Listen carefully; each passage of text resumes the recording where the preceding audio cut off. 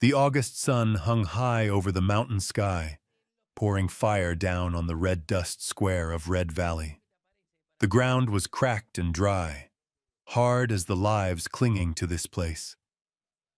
Weather-worn storefronts lined the street. Horses clattered their hooves. Wind swept grit across boots and wagon wheels, and the rhythm of the town dragged on, never once knowing true peace.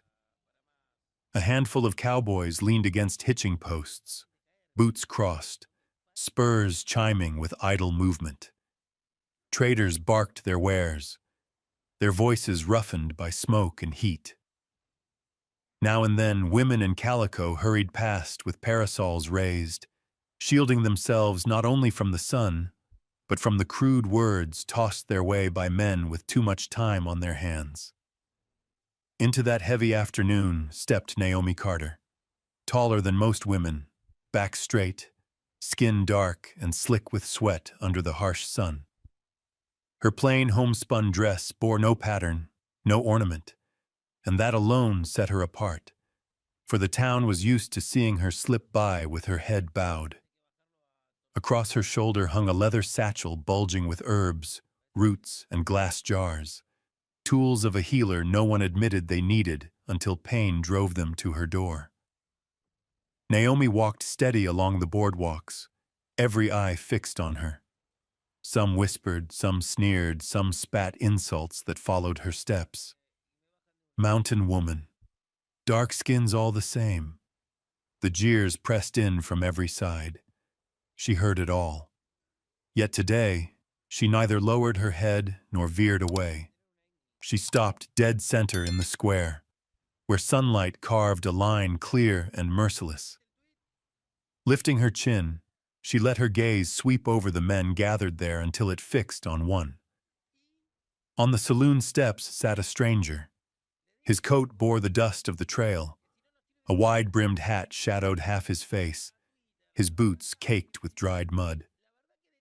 Folks guessed him to be a drifter, just another gun hand passing through, content to sit silent and watch the flow of town.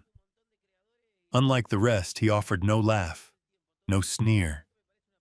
His right hand rested loose near the Colt at his hip, the easy reflex of a man long accustomed to living by speed and instinct. Naomi drew a deep breath and strode toward him. The air seemed to tighten, silence spreading as if the whole town braced for a strange play about to unfold. She stopped a few steps from him. The sun lit her face fierce and bright, her dark eyes shining with resolve. Yet her hand, clamped on the satchel strap, trembled just so. Her voice rang out, sharp, cutting through the swelter. "Tonight, you'll come to my bed." The square erupted. Whistles, coarse laughter, the slap of hands on thighs. Men shouted filth, turning her words into a bawdy jest. "Hear that, Hayes?" someone bellowed, though none knew if that was his name. "It's your turn now!" Naomi stood her ground. She was no stranger to mockery, but her heart still pounded hard, blood thrumming in her temples. This was no reckless fit. She knew she was gambling her dignity, her land, her very life, under the naked light of day. The man lifted his head. Jacob Hayes. That was the name Naomi would later hold on to.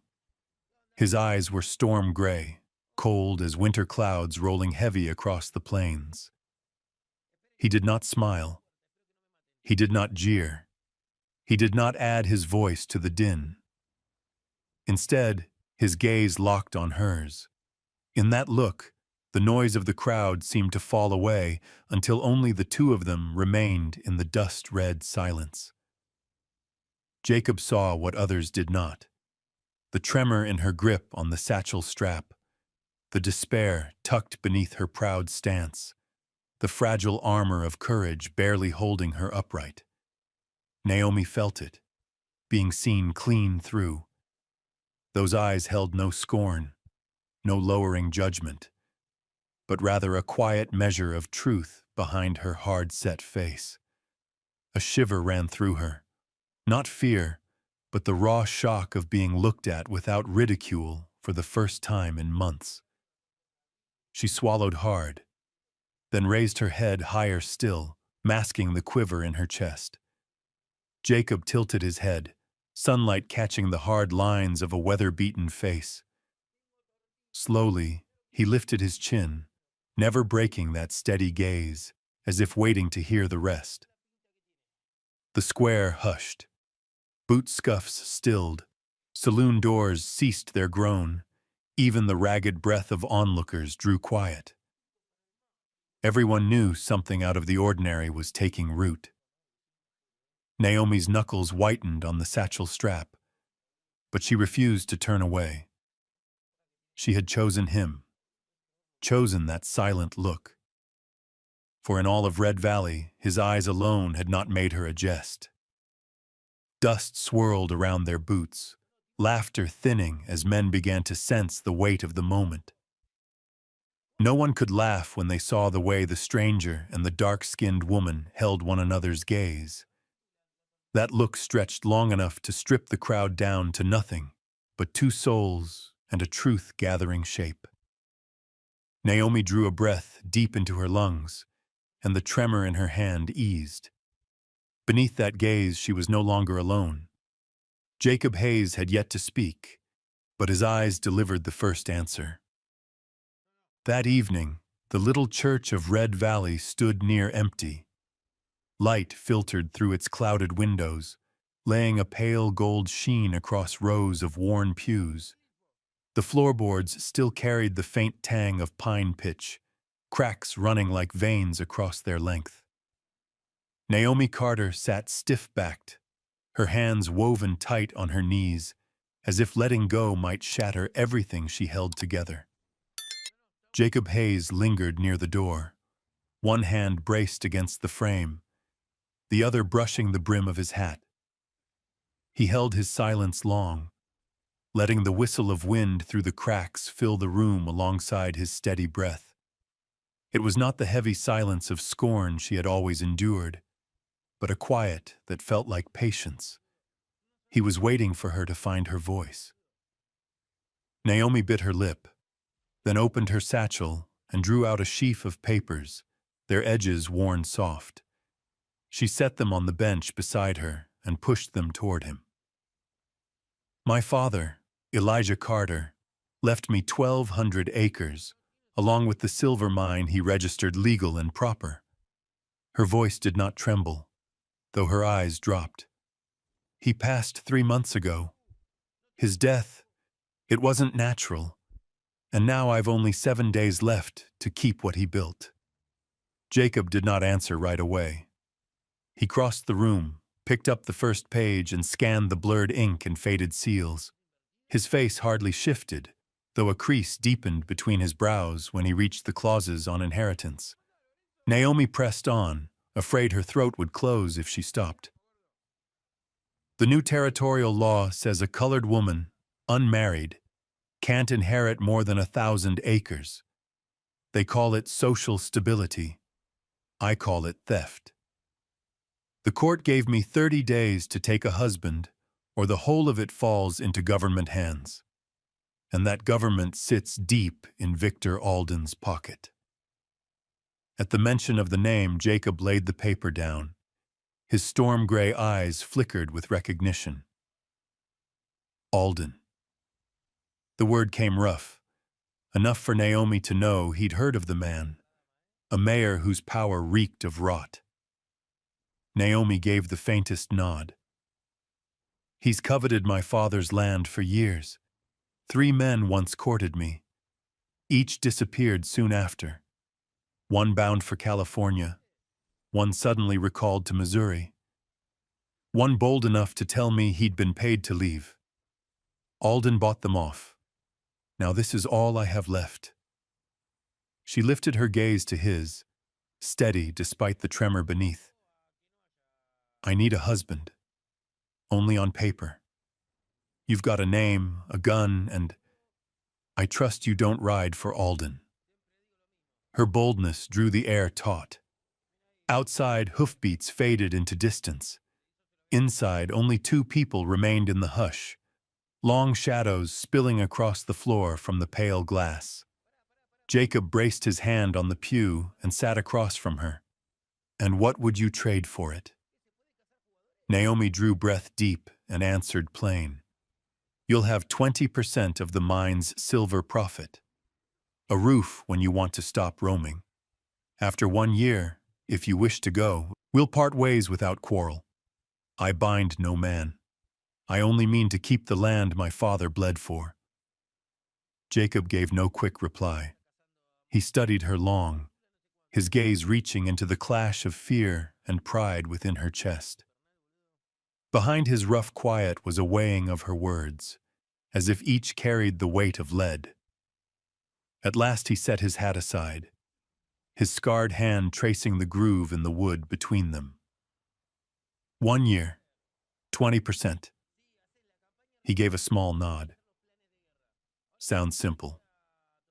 Naomi's mouth lifted faintly, a weight slipping, though unease still lingered in her eyes. "You'll agree?" Jacob raised his gaze from the pew to her. "I'll agree, to consider." It was no firm promise, but in that half-answer, she heard the first thin thread of hope. She pushed herself up, bracing a hand on the bench, though her legs shook from a day stretched taut. Jacob rose, reached out, and steadied her. In that moment, Naomi felt something she had never known. The heat and steadiness of a hand not forcing, not claiming, but simply holding her upright. Warmth seeped from his palm, loosening the long chill wrapped around her. An unfamiliar safety stirred within her chest, quickening her breath. She looked up, catching his storm-gray eyes fixed upon her. They held no ridicule, no contempt, only a mountain's calm resolve. She let go of his hand slower than she meant to, reluctant to lose what she had just found. Jacob set his hat back in place and straightened. "Then we best reckon our next step. Alden won't sit idle." Naomi nodded, her voice quiet but firm. "I know. That's why I chose to risk it on you." The wind pushed through the gaps, carrying red dust across the threshold. Inside that hollow church, two strangers laid down the terms of a bargain. One no soul in Red Valley could have foreseen, yet one that would alter the fate of them both, and of the town itself. That night, Red Valley glowed faintly under the rare shimmer of lanterns swinging from saloon porches, their light quivering across the dust-red street. The town, so used to its daytime clamor, lay quiet now. The roads were empty save for a few figures hurrying through the shadows, and yet, in the wooden church at the end of Main Street, something hushed and fateful was unfolding. Naomi Carter stepped slowly across the threshold. For the first time, her satchel did not hang at her side. She wore the plainest dress she owned, its color washed pale by mountain sun and rain. No lace, no flowers, yet it was pressed, clean and solemn, in a way finer cloth could not match. Draped across her shoulders was the thin shawl her mother had left behind, shivering faintly in the draft, slipping through the cracked frame. Jacob Hayes waited at the simple table in the center of the room. His trail-worn coat was gone. A white shirt clung broad across his shoulders, collar open, sleeves rolled high to reveal arms browned by sun. Lantern light caught his face set firm, his gray eyes settled and sure, no trace of the wavering she had glimpsed that afternoon. Two witnesses stood by. Mei Chen, the laundress whose black hair had turned to silver, yet whose back remained straight, and old Pete Walker, a miner whose hands still bore the dust of ore. Naomi trusted them, for neither could be easily bought by Alden's coin. The minister, bent with years, opened a weathered Bible. His voice rasped yet steady as he read the words known by heart. The prayer rose and mingled with the whistle of night air through the walls, sounding like a fragile hymn pleading to hold justice in a town long traded for greed. Naomi stood beside Jacob, hands locked tight before her waist.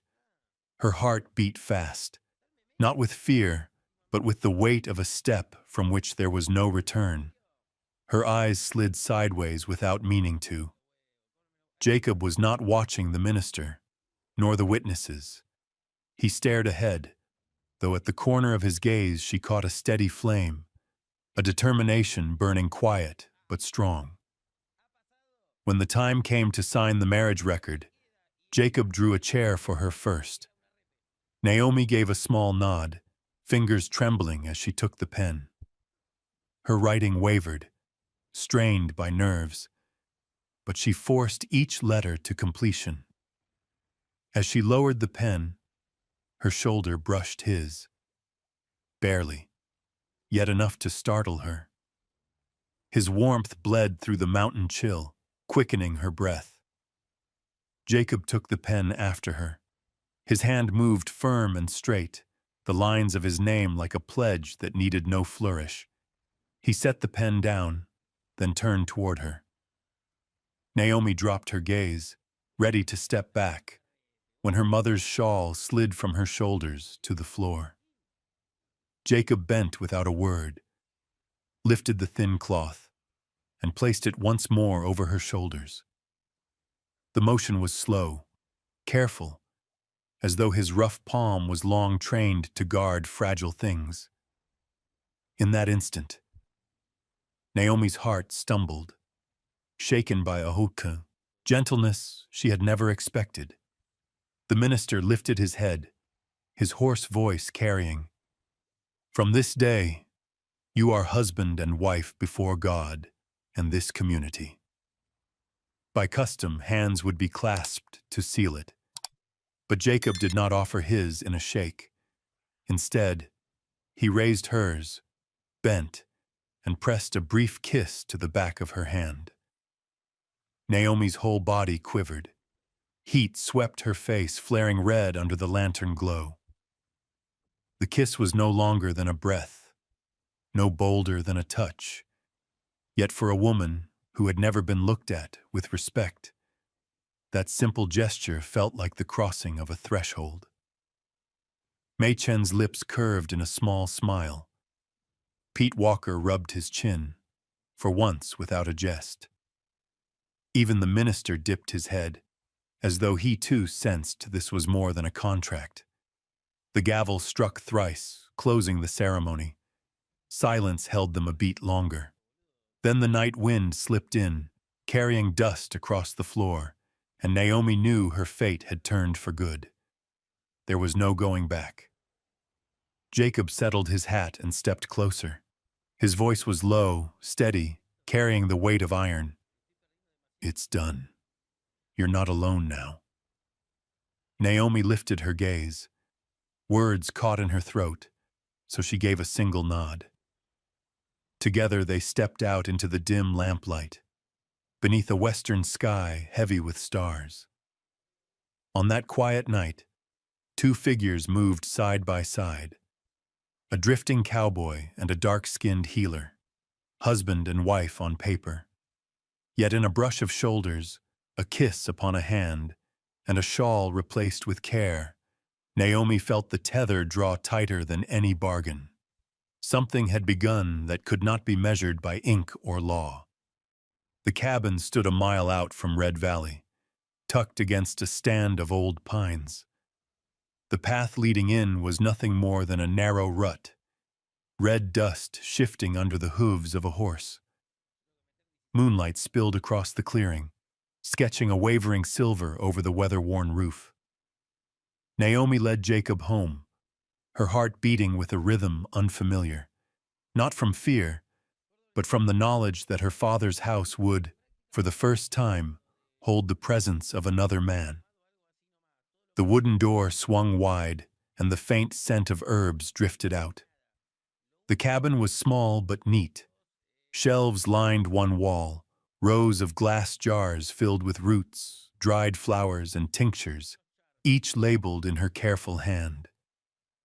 On the large wooden table lay medical texts and Elijah Carter's worn ledger, pages still pressed with the ghost of wilted petals. Jacob stepped inside, eyes traveling over the room as if surveying a new battleground. He showed no surprise, only a small nod at the uncommon orderliness for a frontier dwelling. Naomi set her satchel down, slipping the thin shawl from her shoulders. "This is my home," she said quietly, her voice leveled by effort. "It was my father's work, and now it will be ours." Jacob removed his hat and set it on the table before pulling out a chair. "It'll hold for now," he said, "but if Alden means trouble, these walls won't stop it."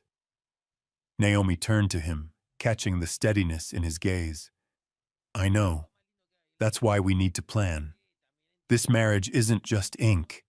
It's the shield that lets me keep the land and the mine. But Alden won't quit here." Jacob leaned back, fingers laced, voice low. "Alden's got people. Morrison, doctor, kin to him. If pressed, they'll play dirty. Lies, threats, fire, guns, whatever it takes to make you run." His eyes locked on hers, voice deliberate. "Now that you've wed me, every shot they fire will be aimed at us both." Naomi was silent, her breath steadying as if to carry the new weight. Her shoulders felt heavier, but not as lonely. "I understand," she murmured at last. "I'm not afraid anymore. It's just—" her gaze shifted away. "I've never trusted a man enough to carry this burden beside me. But tonight, I don't have another choice." Jacob gave no reply, only a slow nod, his eyes softening with a flicker of respect for the courage she had laid bare. Outside, the night wind cut through the eaves, rattling the roof. Jacob rose and stepped to the porch. Naomi followed, watching as he tilted his head upward, frowning at a row of loose shingles. "This roof wouldn't hold through a hard rain," he muttered. Without pause, he dragged a chair beneath, climbed up, and worked the planks back into place with the ease of a man long used to storms. Naomi stood below, struck still. The sight of him, this stranger, now her husband, sleeves rolled, broad shoulders squared against the night, hair tousled by the wind, shifted the cabin from a place of solitude into the shape of a home. When he stepped down, Naomi had already set a kettle on the fire. She poured 2 clay cups and brought them over. "Mint tea," she said. "My father swore it lightened the heart." Jacob accepted the cup. In the passing, his calloused fingers brushed hers. The touch was slight, almost nothing, yet the air froze between them. Naomi's breath caught, her instinct to draw back halted by the slow steadiness of his hand. Their eyes met across the curl of steam. For a moment, the room itself seemed to hold still, the fire crackling in the hearth, her heart drumming hard against her ribs. Heat spread through her fingers, not from the tea alone, but from the warmth seeping across his touch. Those storm-gray eyes met hers again, not probing this time, but holding something like a silent promise. Neither spoke, letting the faint contact carry what words could not. Then Naomi eased her hand back, hiding the tremor by smoothing her skirt. Jacob only lifted the cup, took a sip, and nodded. "It's good. You brew it well." Naomi pressed her lips together, the shadow of a smile breaking free despite her efforts. She turned away, the flutter still alive in her chest. They spoke little after that. Jacob spread a blanket over the long bench, claiming it for himself without question. Naomi offered no protest. She lit another small lamp, its glow spilling soft over the walls, pushing back the dark.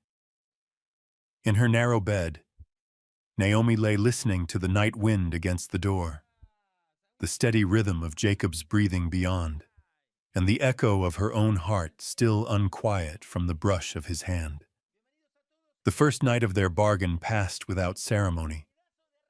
Yet in the warmth of tea, a touch between fingers, and silence deep enough to bind, a thread had been drawn between them.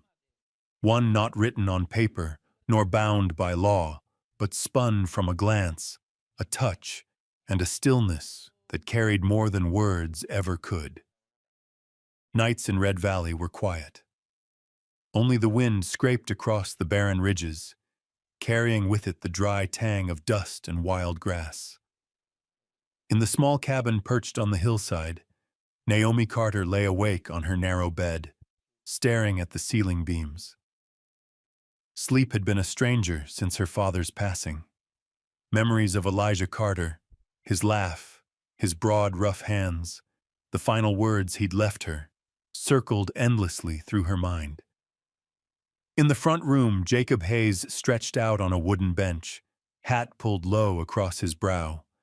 His breathing came slow and steady, the rhythm of a man used to danger, yet able to steal rest wherever he lay. Naomi listened to that sound. Strangely, it steadied her, lending a sense of safety despite the fact that he had been a stranger only a day ago. It was in that fragile calm that a new scent slipped under the door, acrid, sharp, heavier than the familiar smoke of the hearth. Naomi's brow knit. She bolted upright.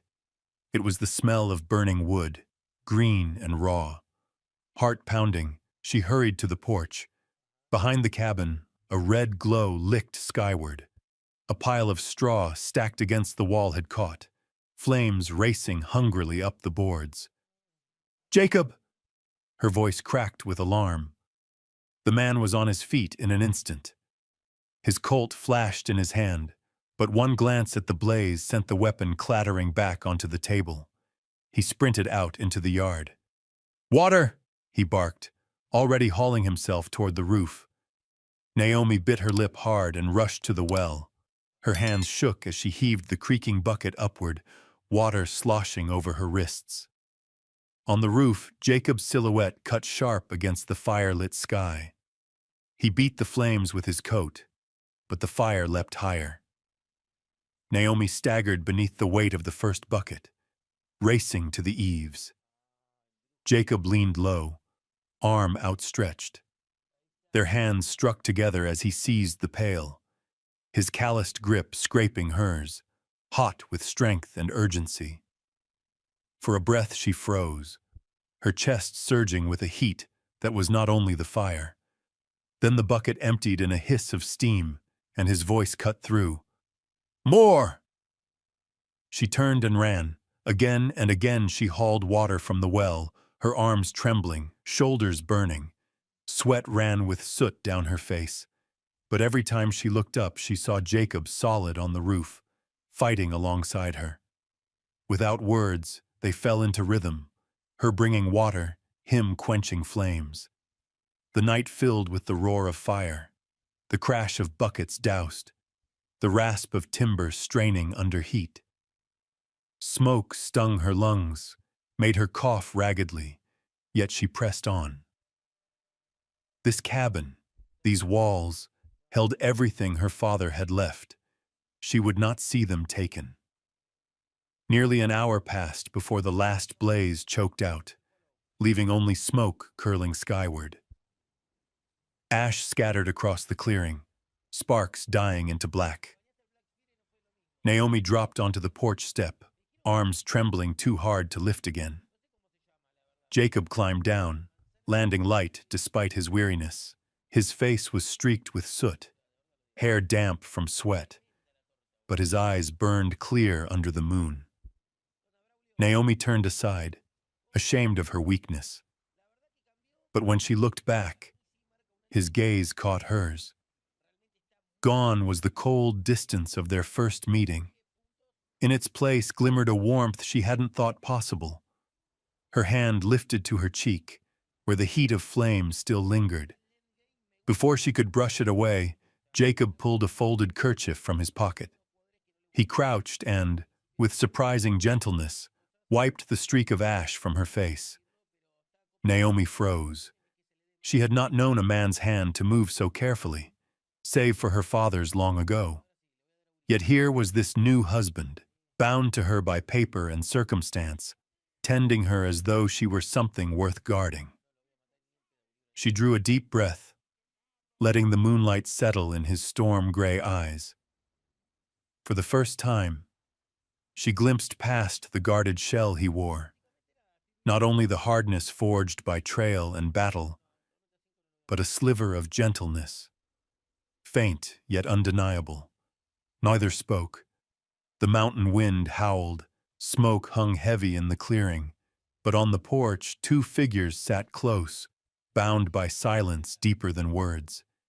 His hand lingered against her cheek, her gaze locked to his as if tied there by an unseen cord. Naomi wanted to thank him, but her throat closed tight. She had never felt so small, nor her heart so wild. Jacob said nothing, but his quiet carried weight, the kind of steady vow that promised this cabin, this land, and even she herself would not be easily taken. At last he drew back, folding the kerchief and slipping it away. Naomi exhaled, her pulse still racing. She turned her eyes to the smoldering embers, though her glance betrayed her, straying once more to him. Tonight, in the heart of smoke and danger, something had shifted. Jacob Hayes was no longer the stranger she had married for survival. To her, he had become part of the flame itself, not the fire that destroyed, but the fire that warmed, that lit hope in a dark place.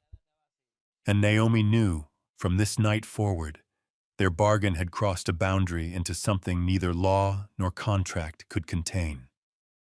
The fire was out, yet its shadow still lingered inside the cabin like a ghost. Naomi sat at the wooden table, hands clenched white in her lap. Every charred board outside, every drop of pine sap oozing from scorched timber, every breath of wind carrying the bitter scent of ash reminded her someone had tried to turn her home into cinders. Jacob Hayes stepped in from the porch, shoulders broad beneath a film of soot, his shirt damp with sweat. He laid his gun on the table and sat across from her. In the wavering glow of the oil lamp, his storm-gray eyes burned with a steadiness Naomi had never seen in any other man of Red Valley. "Naomi," his voice came rough, worn from the night's fight. "When I took this marriage, it meant standing with you to the end. Not for the land, not for the silver, because I chose it." She lifted her gaze. The plain words pressed hard against her chest. For so long she had borne everything alone. The whispers, the cold stares, Alden's shadow schemes. She had never let anyone see the tremor inside her. But under his eyes, the shell of strength she wore began to crack. A sob caught in her throat. She raised a hand to cover it, but Jacob leaned forward and gently pulled her hand away, his calloused fingers closing firm around her wrist. "No need to hide," he murmured. "You're not alone anymore." The heat of his palm spread into her, shaking loose every wall she had built. Their eyes held, longer than ever before. In those storm-gray depths she found no pity, only equality. An unspoken vow that she was worth standing for, not because she was weak, but because she was deserving. "Jacob," she whispered, her voice trembling. His other hand came over hers, holding it fast, as though afraid she might slip away. "I'm here," he answered. The room hushed. Only the draft through the cracks, only the hammer of their hearts. Naomi felt her breath falling in step with his, closer with each moment. When he reached up to brush a damp strand of hair from her brow, she closed her eyes. His touch held no rush, no claim, only reverence, and it made her heart quake. Then his lips pressed lightly against her forehead, and the spark tore through her doubts. Naomi opened her eyes. Without words, she leaned toward him. The space between them vanished. Their mouths met in a kiss, at first hesitant, then deepening, carrying the hunger of all they had held back. Breath tangled with breath, her hands clutched his shoulders, his broad hand settling at her waist and drawing her nearer. The wooden chair groaned as they rose together, edging toward the narrow bed against the wall. Naomi felt the boards at her back, his hands cupping her face, his eyes searching hers for permission. She laid her palm against his chest, steadying over the beat of his heart. "You're certain?" His voice rasped low, breaking at the edges. Naomi gave no answer in words. She pulled him down, her lips claiming his again, fierce and sure. In that embrace, she knew her choice was not for law, nor bargain, but for her own heart. That night, the cabin bore witness to a quiet transformation. Two strangers, once bound by necessity, gave themselves over to trust, to closeness they had never dared imagine. The weight of grief, the long strain of fear, broke open at last. Naomi let herself be soft, resting against Jacob's chest, where the strong thrum of his heartbeat sounded like an oath unsaid. Outside, the sky above Red Valley was strewn with stars, glittering across the black mountain ridge. But for Naomi, the whole of it was contained in the warmth of his breath and the strength of his arms. As the oil lamp burned low and finally died, they ceased to be husband and wife on paper. In truth, before God and the night, they had become one.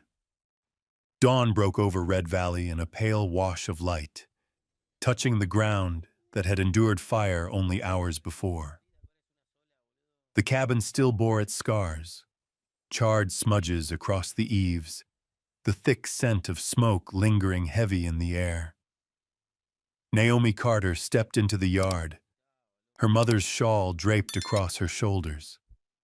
Weariness clung to her eyes, yet her face shone with something different now. She was no longer alone. Jacob Hayes was already there, checking the tack on his horse. His hands, scarred and steady, tightened knots with the patience of a man who found peace in small labors. When Naomi drew close, he lifted his head. Their eyes met, and a spark passed between them. Silent, private, the unspoken memory of the night they had shared. The moment shattered with the drum of hooves on the dirt road leading into the valley. Naomi clutched her shawl tighter. Jacob's hand slid to the butt of his revolver before the dust cloud even crested. 5 riders appeared. At their front rode Jake Morrison, brother to Dr. Morrison, and long a loyal enforcer of Victor Alden. He was a gaunt man with a grin that never reached his mocking eyes. Behind him, 4 hard men rode with dust-coated coats and pistols slung low. "A fine morning to call on neighbors," Morrison drawled, his words dripping with scorn. "Word is Miss Carter's gone and found herself a husband. Must be quite the spectacle. A drifter laying claim to such a rich patch of ground." Naomi bit her lip, heat rising in her chest. Before she could speak, Jacob stepped forward. His palm still rested on the holster, but his voice was calm thunder. "Choose your words careful, Morrison. This isn't the place for mudslinging." Morrison smirked, though his eyes gleamed with challenge. "Mud? Just the truth. Everyone knows Alden intends this land for those more fitting. Jacob tipped his head slightly, dew-dark hair clinging to his brow. Fitting men don't set fire to a widow's cabin in the night. The air thickened. Crows burst from the pine tops, their calls ragged and harsh. Morrison nodded to one of his riders. The man's hand twitched toward his gun. Jacob moved, faster than breath. The scrape of steel rang sharp as he drew, his Colt leveled before the man's fingers brushed his weapon. His stance was easy, yet his gaze cut like a blade. "Don't," Jacob said softly. "I dropped 3 men in Amarillo before they blinked. You want to wager your life on speed? Go on." The man froze, hand halted mid-motion, eyes wide. Even Morrison's sneer faltered. Jacob Hayes wasn't just another drifter. He was a gunman quick enough to make hard men shake. Naomi stepped forward then. For the first time, she did not shrink behind her father's memory or Jacob's defense. She stood tall, brown eyes burning like coals. Her voice carried across the yard, clear and defiant.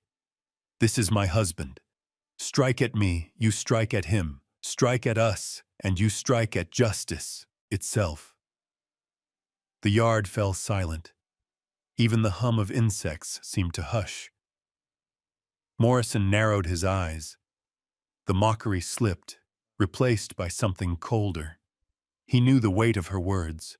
With them, Naomi had bound her claim not only to Jacob, but to the eyes of Red Valley.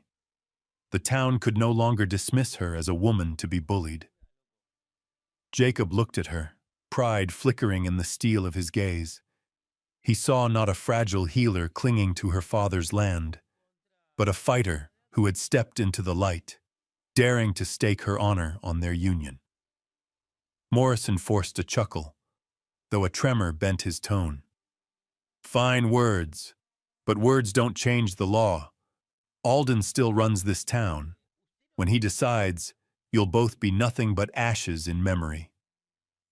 Jacob held his aim steady, eyes locked on Morrison. "Then tell Alden the game's shifted. We're not standing alone anymore. And me, Jacob Hayes, I don't bow to threats." The standoff stretched tight, the morning air humming like a taut wire. At last, Morrison jerked his chin, signaling retreat. The riders turned their horses, dust pluming behind them. Before he wheeled away, Morrison leaned down, his voice a rasp. "We'll meet again." They galloped off, leaving the clearing heavy with silence once more. Naomi's chest heaved, but she stood straight, shawl billowing in the breeze. Jacob slid his revolver back into its holster, then laid a hand gently on her arm. "You did what few would dare," he said, voice low, filled with quiet respect. Naomi turned to him, fire still alive in her gaze.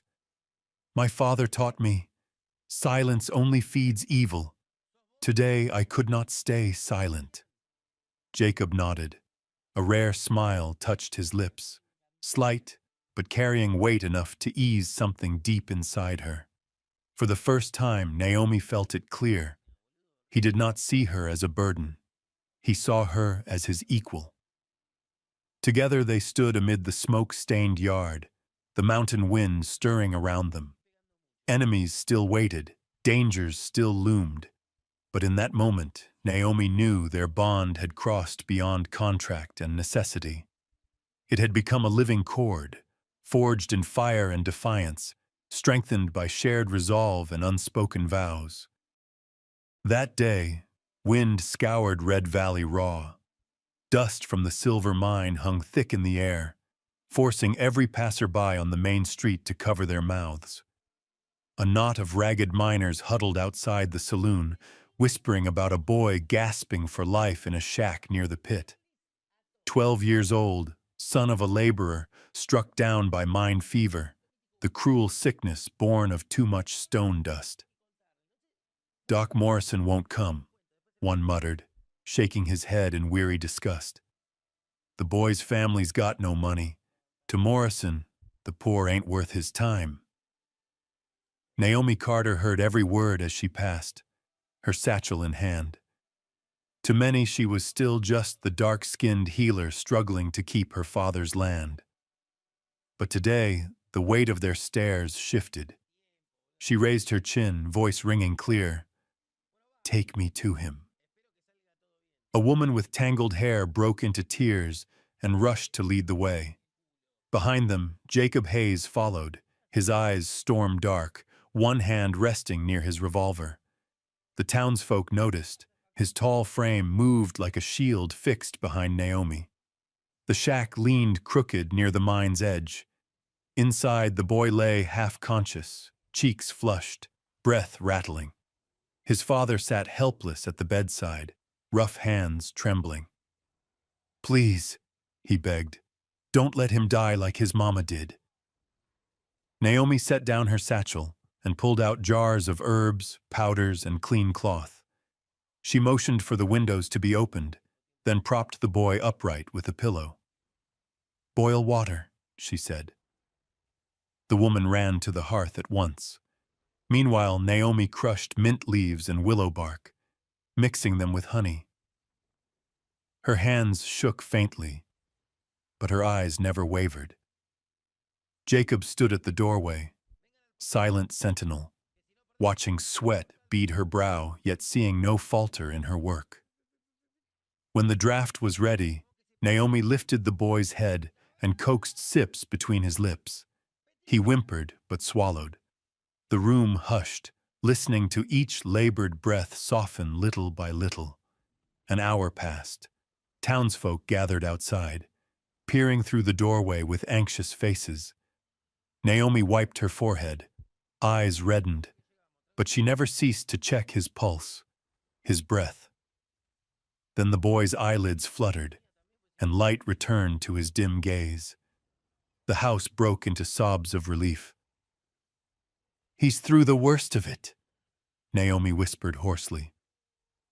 The father collapsed at her feet, clutching her hand.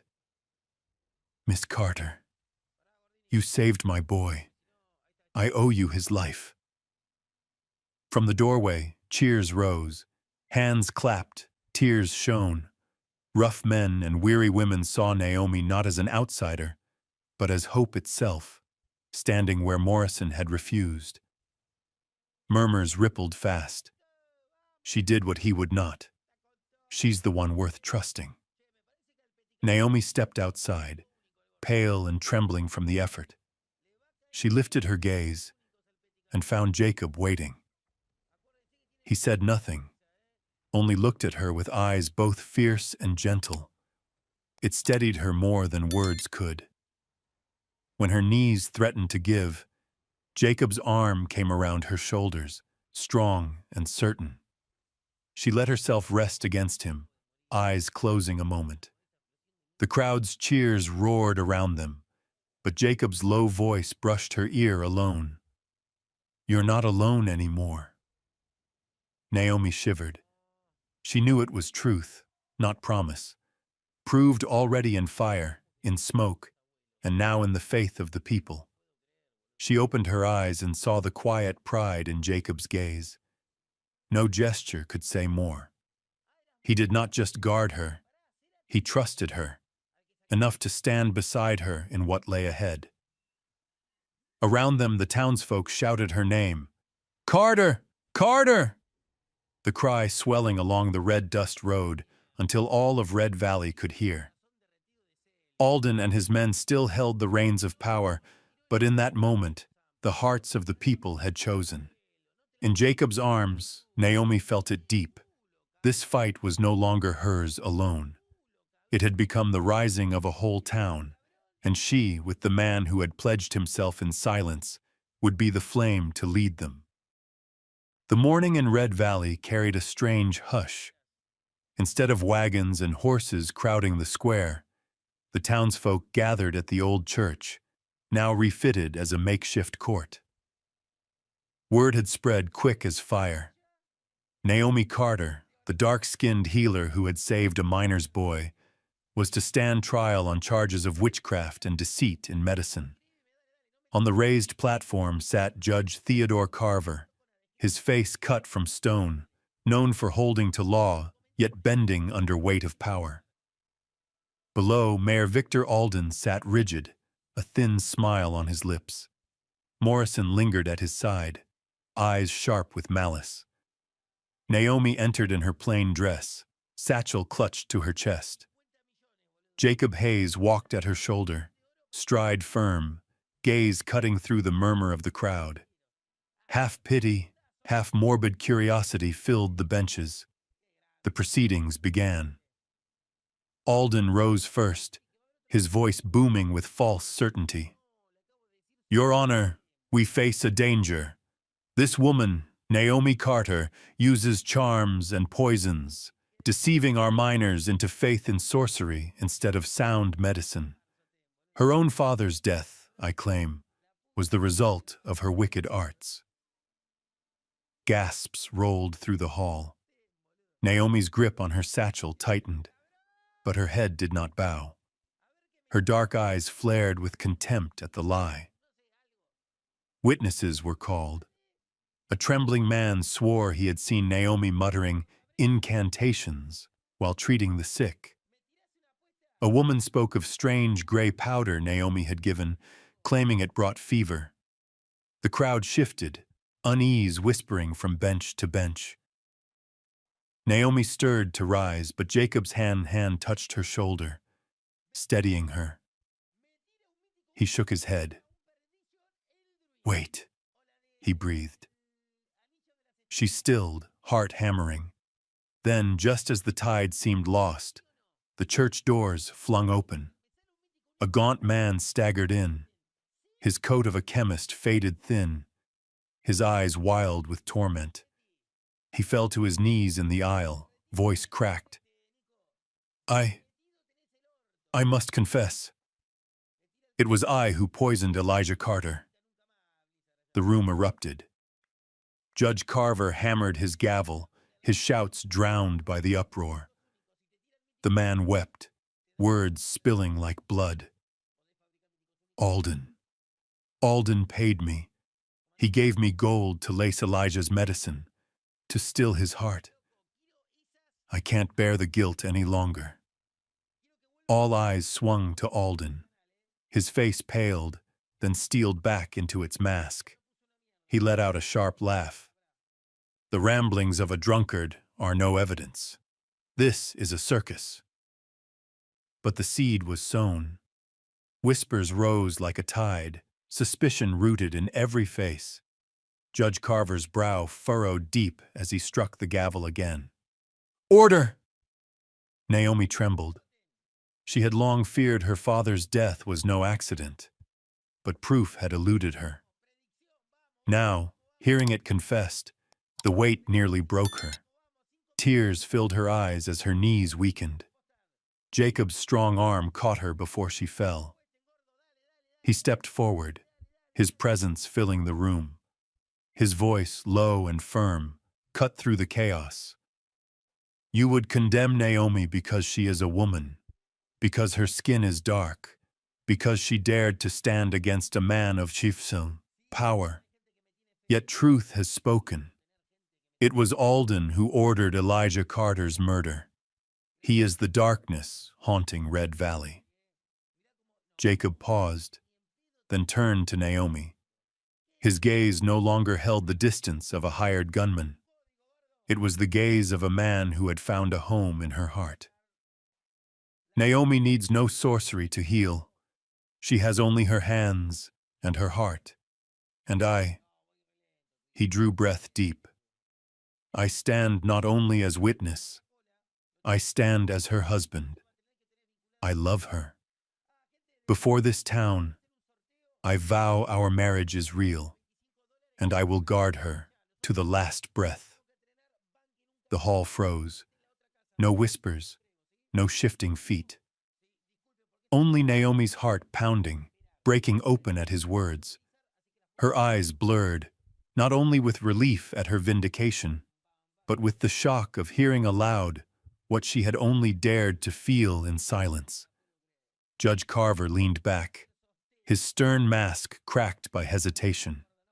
His weary eyes flicked from Naomi to Jacob, then to the murmuring crowd. Slowly, he raised the gavel and struck. This court is adjourned. These charges of witchcraft cannot stand.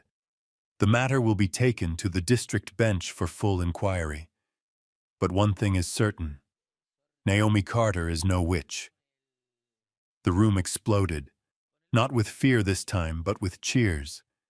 Naomi stood stunned, then turned to Jacob. He gave a brief nod, lips curving into the rarest of smiles. In that instant, Naomi knew the storm was far from over. Alden would not relent. The fight had only begun. Yet she knew as surely as breath that she no longer faced it alone. And in the dim, dust-flecked light of that courtroom, a love newly spoken had become the fire that would never be quenched. The morning after the trial, Red Valley seemed clothed in a new skin. The air, once thick with fear and suspicion, felt clearer, though the silver dust still hung in the wind. News of Alden being hauled off to the county jail spread like prairie fire across dry grass.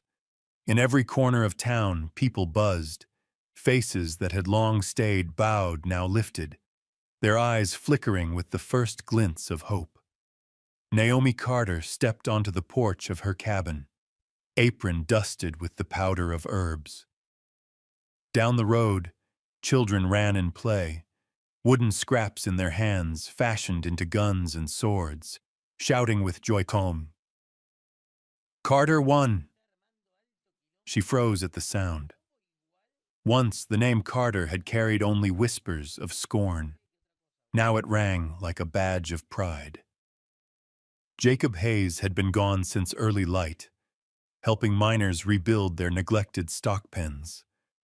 When he returned, his shirt clung with sweat, sleeves rolled high, earth smeared on his strong hands.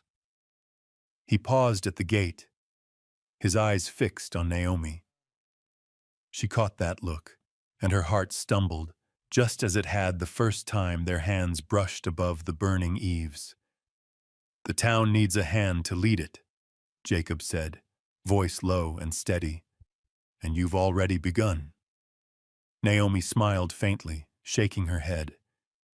"No, Jacob. Without you, I would have fallen long ago. The people don't just believe in me, they believe in us." In the days that followed, Red Valley shifted bit by bit. Miners no longer skulked in fear. They rebuilt fences, shared their meager food. Mothers came to the cabin for Naomi's remedies. Jacob guided men in the fields, showing how to bind ropes, mend roofs, work steady like he'd always belonged there. One afternoon, a group of townsfolk gathered in the square, speaking of reviving the fairground long abandoned. "We won't let Alden decide who we are," one man declared. Heads nodded, voices rising with resolve. Naomi listened, eyes wet with quiet tears. For the first time, Red Valley wasn't only resisting evil, it was choosing to live right. For Naomi and Jacob, the truest change arrived in a moment simple as breath. At dusk, when the prairie glowed crimson under the falling sun, Jacob came from the bunkhouse where he had slept since the first night. A weathered leather bag hung from his hand, his trail-worn coat slung at his side. Naomi stood on the porch as he neared. He stopped at the step, speaking slowly. "I think it's time." Her brow knit. "Time for what?" He lifted the bag, a half-smile tugging at his lips. "To move in.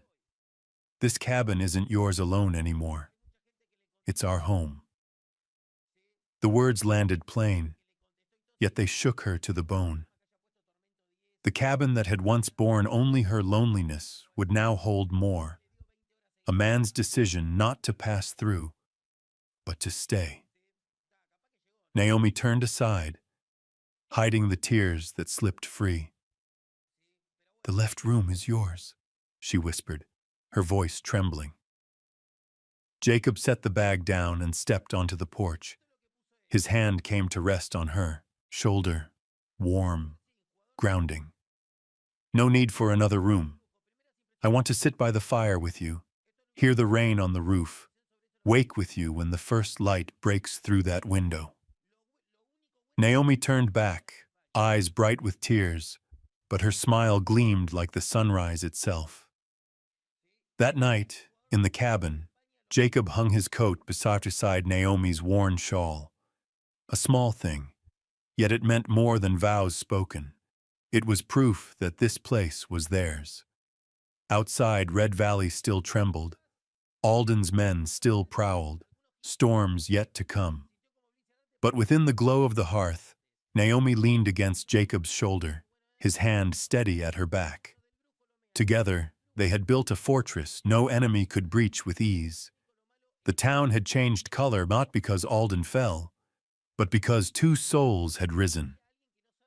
Naomi and Jacob showed the people a road not paved in fear, but lit with hope, trust, and a love tempered in fire, in tears, and in the smallest, truest touches. The night wind of Red Valley carried a sharp chill off the mountains, cutting across the dusty streets that had only just known peace again. Since Alden's arrest, the town had breathed easier, like a man freed from a long chokehold. Folks rebuilt the fairground. Children's laughter rang out in the square. But in the west, peace never lingered long. That evening, Naomi Carter was putting her shelves in order, the air inside the cabin rich with the mingled scents of herbs and peppermint tea. Jacob Hayes had just stoked the fire, its orange glow catching the hard planes of his face. They had grown accustomed to these quiet moments, short-lived but precious. Then came the crash. Shattering glass split the night. A stone tumbled across the floor, its scrap of paper still smoldering. Flames licked at the worn rug until Naomi smothered it with a blanket. Jacob was already on his feet, tearing for the door. Outside, a knot of men waited in the dark, more than a dozen, scarves over their faces, stones and clubs in hand. A gravel voice called out, thick with scorn. "Think you own this place now that Alden's gone? A colored woman don't deserve land my kin should have had." Naomi's heart thundered, but when she saw Jacob's hand fall steady on the butt of his gun as he strode into the yard, she followed. She would not hide. "You've already lost," Jacob said, his voice low, carrying like distant thunder. "Red Valley belongs to Alden no more. If you aim to spread fear, you'll have to walk through us first." A roar went up. Stones sailed. Jacob sidestepped with ease, his revolver out in less than a breath, black barrel gleaming in the lamplight. The mob faltered, no man willing to take the step that might be his last. Naomi came to stand at his side. She held no weapon, only her satchel pressed to her chest, but her eyes burned bright. "This is my home. This is my husband. And this is our town. If you mean to tear it down, then look well, because the people of Red Valley will choose where they stand." At that moment, doors along the square burst open. Neighbors poured out, miners, wives, even children clutching sticks. A mother lifted her shovel high. "We won't leave Miss Carter to fight alone." The intruders faltered, their shouting dimming as they measured the numbers against them. Jacob shifted his aim across the line of masked faces, his gaze cold as steel. "That's enough. Leave now before Red Valley clears its own streets." The standoff held tight, the air strung taut as a wire. Then, one by one, the men lowered their stones. Boots shuffled backward, horses wheeled, and soon the dust of their retreat faded into the night. Naomi stood frozen, her shoulders trembling as the quiet fell. Only when the square emptied of threat did she feel her knees weaken. Jacob holstered his gun and turned, pulling her into his arms. His embrace was fierce, steady, pouring warmth into her shaking frame.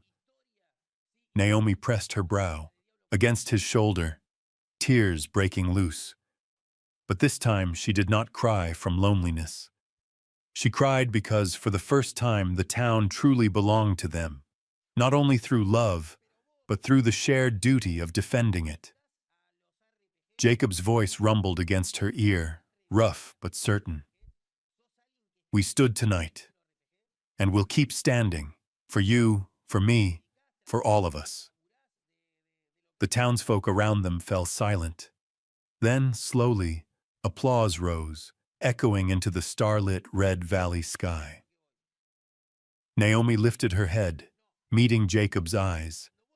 In them she saw not just a husband, but a partner bound to her and to the people. They had weathered another storm and knew more would follow. Yet from that embrace in the square, Naomi understood. Whatever tempests came, they would face them side by side. 6 months had passed since that stormy night in the square of Red Valley, and the town had remade itself in ways few would have dared dream. Houses once sagging on rotted beams now stood firm with new boards, their fresh red roofs blazing in the western sun. The main street, once only a scar of dust and ruin, now held a coffeehouse porch, a dressmaker's shop, even a small post office.